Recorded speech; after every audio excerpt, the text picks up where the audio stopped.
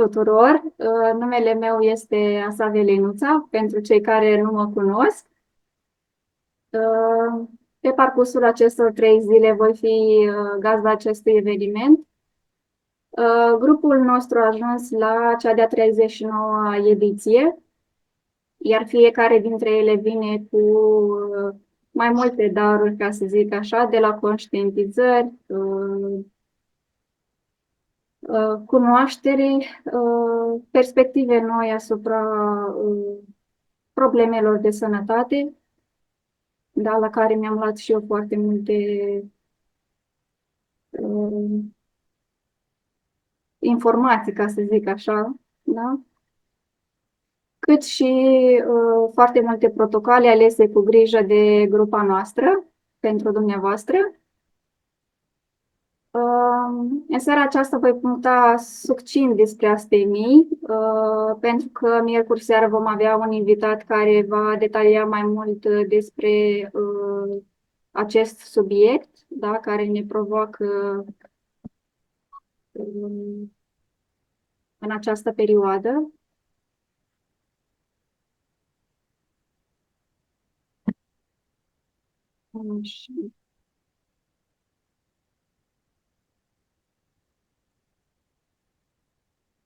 Da, cumva eu am trecut aici câteva aspecte despre astemii, da, însă știm că pentru toți dintre noi sosirea acestea în timp înseamnă oboseală, poate veni cu lipsă de motivație, lipsă de energie.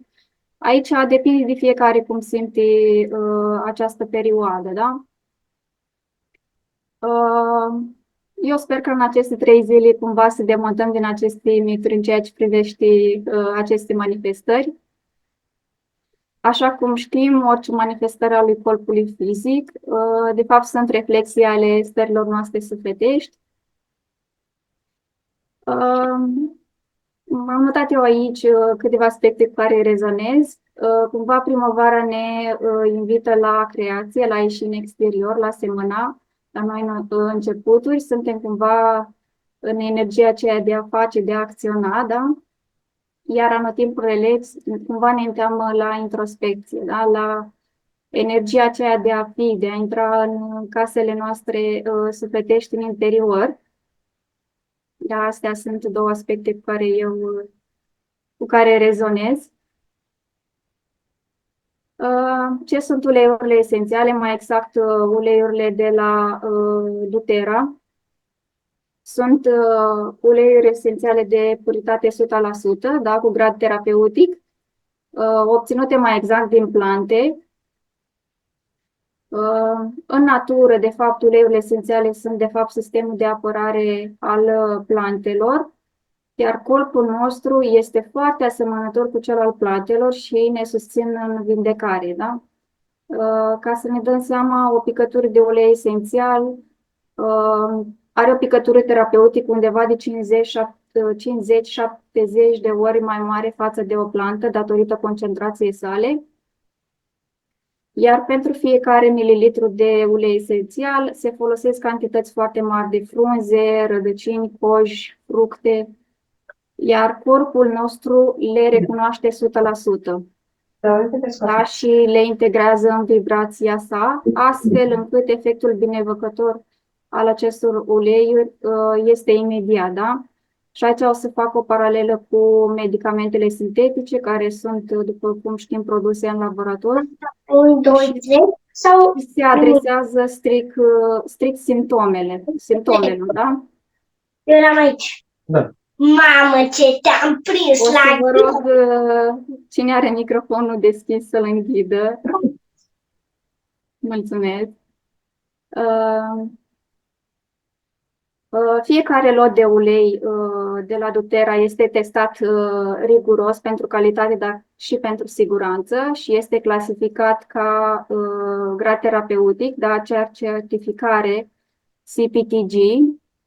Da, deci nu există substanțe de umplere sintetice, parfumuri sau pesticide în acestea, da? Deci cumva certificarea asta CPTG Asigură siguranța în ceea ce privește calitatea uleiurilor esențiale doTERRA.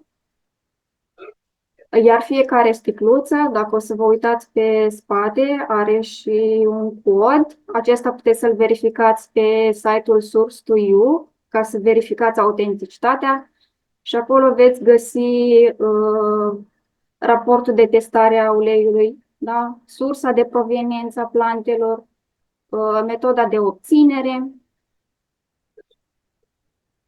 O să trecem la următorul slide.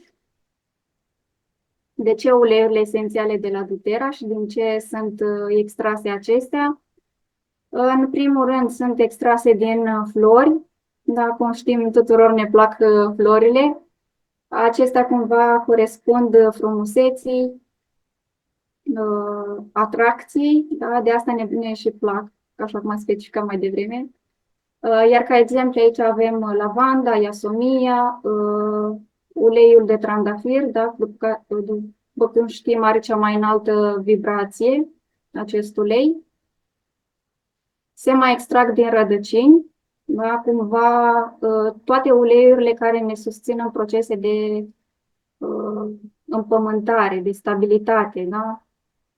Iar ca exemplu avem vetivirul, ghimbirul, se mai extrag din frunze, acestea ne dau energie, creștere, iar aici avem ca exemplu lemongrasul sau patchouli, din fructe care corespund abundenței, creșterii și avem citricele în general, portocalo, grefa, lămâia,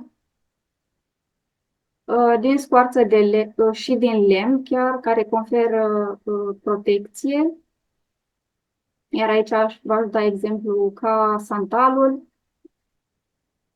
Se mai extrag și din rânșini, da? Acesta merge foarte bine pe partea de vindecare și spiritualitate. Aici aș avea ca exemplu tămâia și smirna. După cum știm, sunt două uleiuri biblice, da? I-au fost oferite lui Isus când s-a născut. Iar nu în ultimul rând se mai extrag și din semințe, da? Care, după cum știm, corespund noilor începuturi, așa cum este și începutul acesta de primăvară, da? Și aici aș putea să specific cardamonul și peniculul.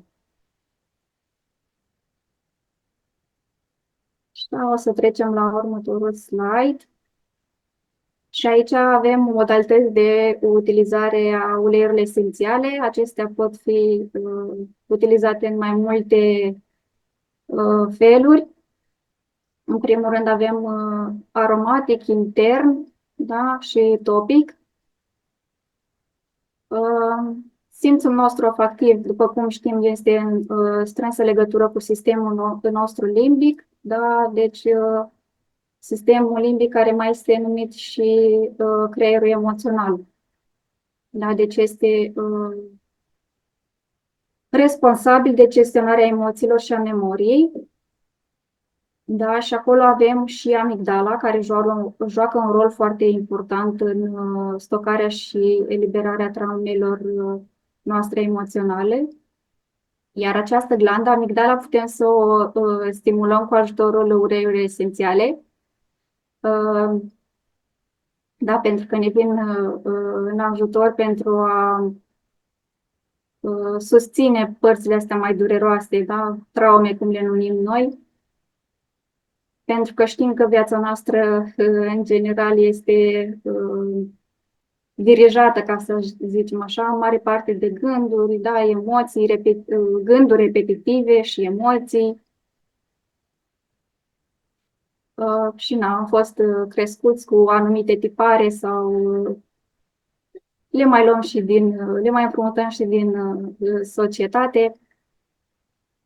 Da, deci, cumva, acest sistem limbic este ca un mic jurnal al nostru, mai invizibil sau mai vizibil uneori, în care notăm absolut toate emoțiile și amintirile noastre. Nu știu dacă vi s-a întâmplat, de exemplu, când ați fost la restaurant și să mirosiți o ciorbă și ați asociat-o cu mâncare care o făcea mama sau bunica, da? Sau un parfum care vă aduce aminte de o persoană care nu sunteți în relații foarte bune. Da? Deci asta înseamnă că experimentăm puterea acestui simț a sistemului limbic. Da, deci, ca să revin, folosim uleiurile esențiale de la doTERRA aromatic. Aici putem difuza sau inhala, da, cu ajutorul unui difuzor, da, îl punem în spațiul în care locuim, sau luăm 2 picături de ulei esențial în palme și inspirăm din căușul palmelor, da, ca să ne dea o stare de bine. Sau mai este varianta de brățări sau pandative aromatice, da, care să te însoțească de-a lungul zilei.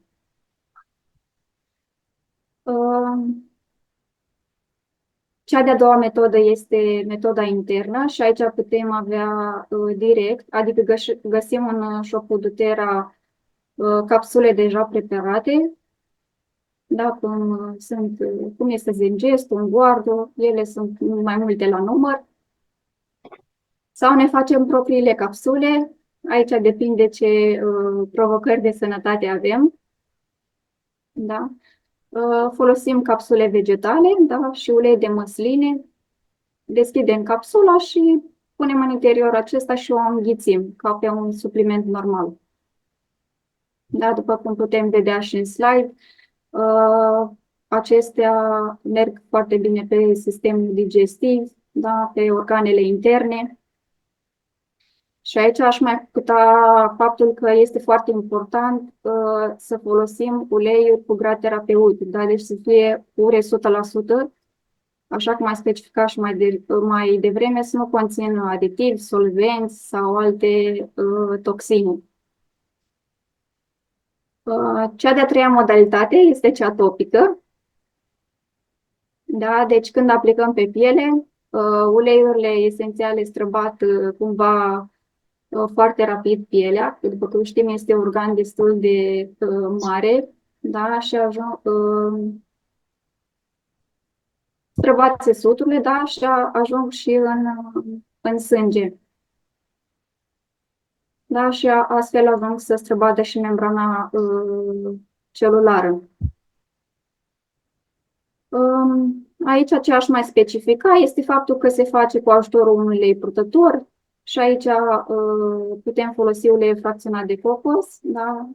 Este un ulei care nu pătează, nu râncezește și are efecte terapeutice pentru piele, dar se poate folosi și ulei de jojoba, migdale chiar sau măsline.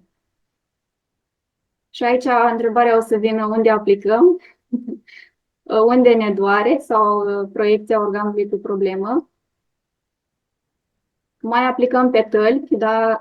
Tălpile au o zonă cu porii foarte mari și astfel asigură o acțiune foarte rapidă la nivelul întregului corp. Da? Pe ceafă, pe frunte, la încheieturile mâinilor se mai poate aplica.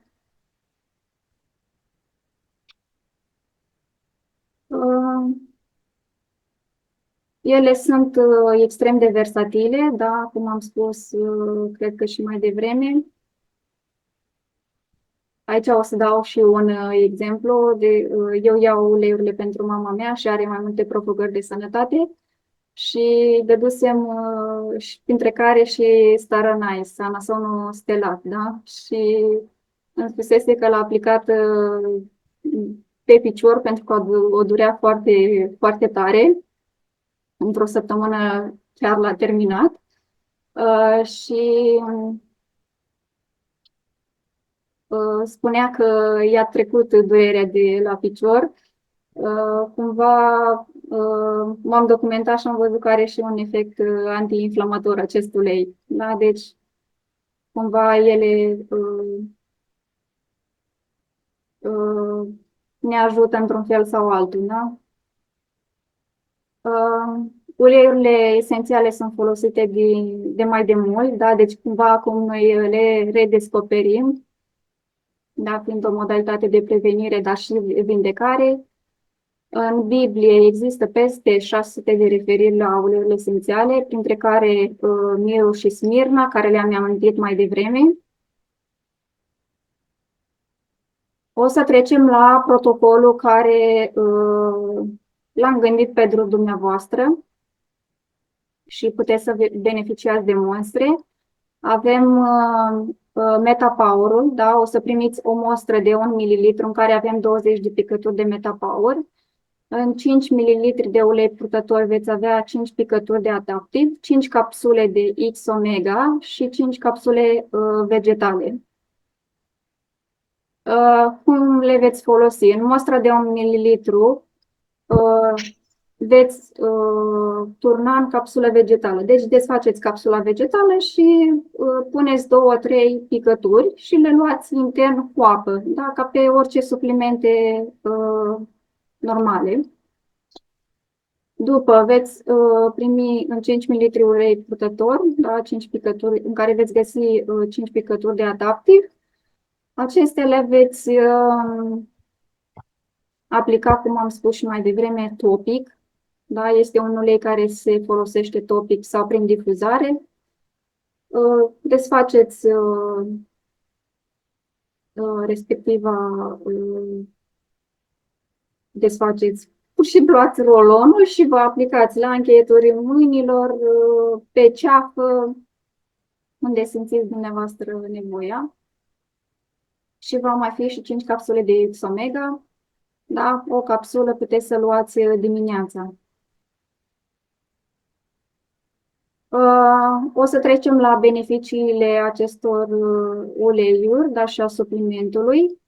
Adaptivul, care are și un nume sugestiv, da? Ca să ne adaptăm în situații noi. Eu l-am aici lângă mine, să știți. L-am pus și în difuzor și l-am dat și pe mâini. Este un amestec pentru calmare, are foarte multe beneficii emoționale, conferă liniște și calm, da, datorită compusului de lavandă și magnolie, dar și neroli. Ajută la stările de oboseală cronică. Da, cum am spus și la începutul prezentării, sunt persoane care resimt perioada aceasta mai greoi, ca să zicem așa, oboseala aceasta cronică, echilibrarea emoțiilor, efectul de ancorare, de împământare. După cum știm, noi avem tendința să ne ducem ori în trecut, ori în viitor, deci cumva ne aduce așa în prezent acest ulei. Stimularea atenției, susține concentrarea, aici datorită compusului de rozmarin, da? Sprijină munca și studiul eficient, ajută în calmarea stărilor de anxietate, datorită compusului de copaiba, dar nu numai, chiar și de lavandă. Promovează un somn odihnitor, ajută să te adaptezi la factorii de stres sau la termeni într-un mod mai limpede, constructiv și încrezător. Da? Și ne ajută atunci când suntem neliniștiți și îngrijorați.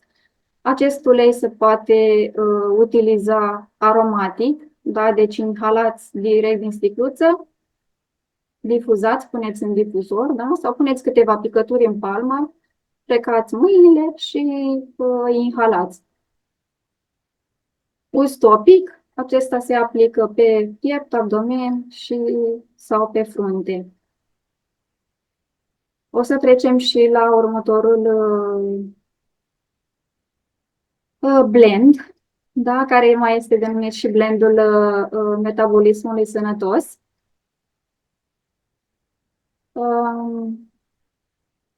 Acesta se folosește pe cale internă, da? Și are o aromă delicioasă echilibrată de citrice, dar și de condimente. El poate fi, el susține foarte bine la nivel emoțional, da? Aici am pus uleiurile care le regăsim în cadrul acestui ulei și avem grefă, lămâie, mentă, ghimbir și porțișoară. Da? După cum știm, citricele ne energizează și ne dau încredere. Acest ulei ingerat pe cale internă poate asigura un aport optim de energie, îmbunătățește digestia. Da, eu de când îl folosesc am observat acest lucru, un tranzit mai bun. Ajută la o mai bună claritate mentală și aici datorită compusului de mentă. Ajută la digerarea experiențelor cotidiene, ajută la diminuarea poftei de mâncare, dar și de dulce. Da, eu simțeam oarecum nevoia tot timpul de dulce, iar de luna trecută, de când l-am introdus, am observat că pofta aceea de dulce s-a diminuat. Reducerea celulelor adipoase de grăsime, da, este foarte util pentru persoanele care nu se pot concentra. Oferă o senzație de relaxare, dar și liniște. Da, el mai este foarte bun și pentru a regla glicemia. De exemplu, mama mea îl folosește. O să trecem la următorul supliment din acest protocol, care este pachetul de suplimente Lifelong Vitality Pack, da, mai exact X-Omega. Acest pachet este unul dintre cele mai populare ale doTERRA, plin de substanțe nutritive, da, cu beneficii numeroase pentru metabolism, da, și conține foarte mulți antioxidanți care ajută la promovarea energiei, a sănătății și a vitalității noastre. Microplex, da, care are 22 de vitamine și minerale, care susțin creșterea normală, funcția și întreținerea celulelor. X-Omega, da, care face parte din protocol, este o sursă de acizi grași, care ajută la susținerea articulațiilor sănătoase, dar și a sistemului cardiovascular. Și nu în ultimul rând, alfa-CRS-ul, da, care este o combinație patentată de mai mulți polifenoli naturali. Polifenoli naturali care îi luăm din legume, fructe, da, ciocolată, care protejează împotriva daunelor celulare și a stresului oxidativ, sprijină energia celulară, da, prin sprijinirea mitocondriilor.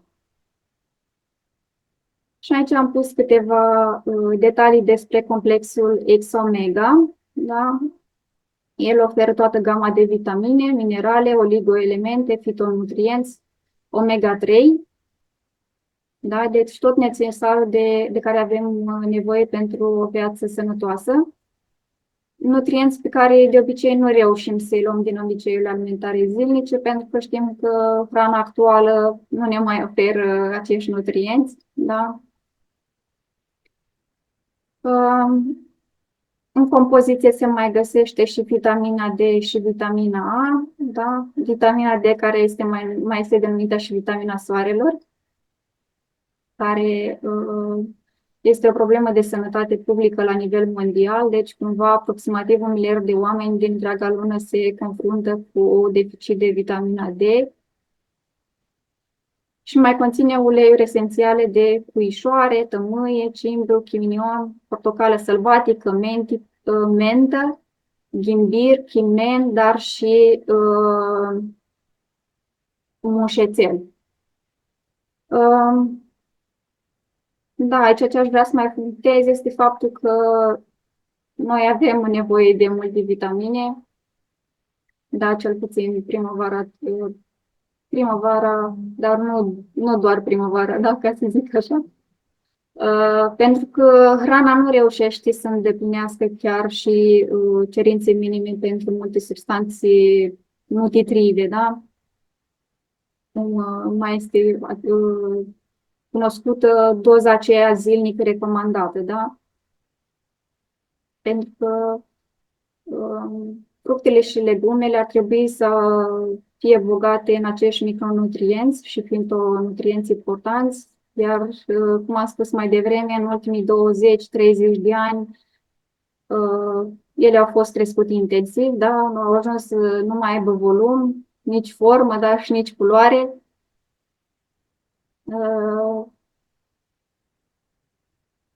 Cumva și nici conținut, da? Deci nu ne luăm tot aportul de aici. Ar trebui să consumăm zilnic multe kilograme de legume și fructe, da? Pentru a ne lua aportul de energie și necesarul de nutrienți, doar din alimentația obișnuită, da? Așa că utilizarea suplimenților nutritivi nu mai este un moft, ca să zicem, ci a devenit o necesitate. Și cumva știm că dietele moderne sunt bucate în alimente rafinate, da, și băuturi lipsite de micronutrienți și pline de calorii goale. În ultimul slide, eu v-am pus aici cu ce mai putem să susținem această perioadă, da? Să ieșim în natură, să observăm natura, cumva să ne ancorăm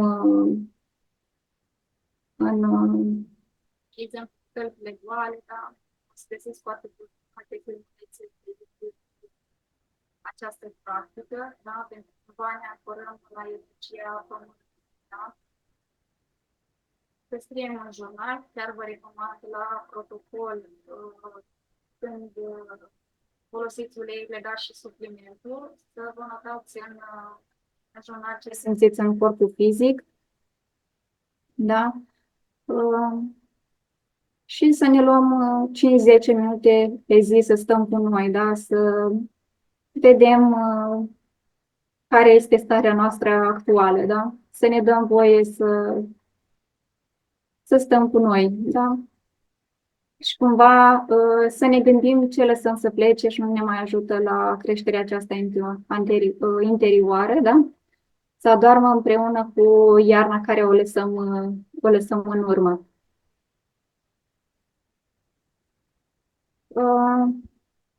Eu vă mulțumesc pentru participare.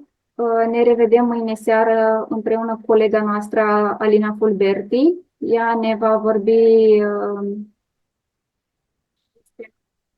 da, pentru că primăvara este un moment prielnic pentru o resetare, da, în ceea ce privește nutriția. Și da, eu vă mulțumesc pentru participare. O să închid live-ul de pe Facebook și vom rămâne împreună în intimitate pe platforma Zoom.